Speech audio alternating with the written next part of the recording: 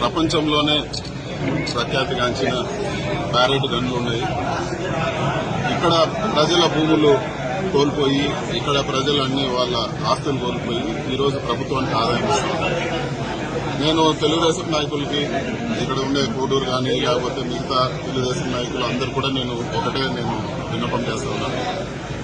గత 5 సంవత్సరాల్లో వైఎస్ఆర్సీపీ అధికారంలో ఉన్నప్పుడు మీరిచ్చిన ఉద్యోగాలు కానీ లేకపోతే మీరు చేపట్టిన పనులు కానీ ఎక్కడ కూడా నిలుపలేదు.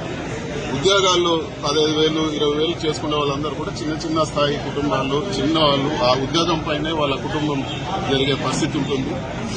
ఈరోజు పరిస్థితి కోడూరు నియోజకవర్గంలో పరిస్థితి ఏమంటే లోకల్ గా వైఎస్ఆర్సీపీ టర్మ్ లో ఎవరైతే పేదోళ్లు మరి వాళ్ళ జీతం పైనే బతికే వాళ్ళు ఎవరైతే ఉన్నారో వాళ్ళకి ఉద్యోగాలు ఇచ్చారు, వాళ్ళందరినీ కూడా ఈరోజు తీసేయడం జరిగింది. ఇది దారుణమైన విషయం. పెద్ద కాంట్రాక్టర్లు, పెద్ద వేల కోట్ల కాంట్రాక్ట్ చేసే వాళ్ళందరూ కూడా మళ్లీ వాళ్ళ పనులు వాళ్ళు చేసుకుంటా ఉన్నారు.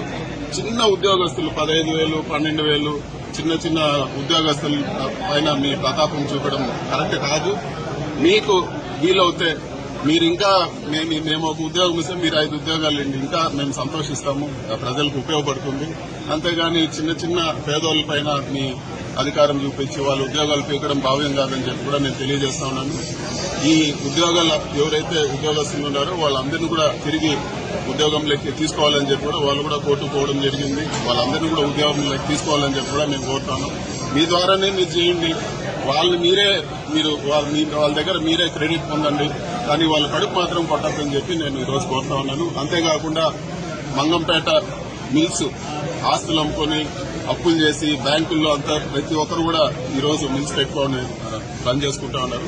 ఆ మిల్స్ అన్నిటికీ కూడా మెటీరియల్ ఇవ్వాలని చెప్పి కూడా నేను కోరుతా ఉన్నాను. ఇది వరకు జీవోలు ఏవైతే ఉన్నాయో మిల్లర్లు అందరూ కూడా బతికే విధంగా ఎవరైతే చిన్న వాళ్ళ పెట్టుబడులు పెట్టి చిన్న మిల్స్ నడుపుతా ఉన్నారో, ఎవరికైతే ఉపాధి లభిస్తా ఉందో వాళ్ళందరికీ కూడా ఈ రోజు మెటీరియల్ ఇచ్చి వాళ్ళందరినీ కూడా కాపాడాలని చెప్పి కూడా మేము కోరుతాము.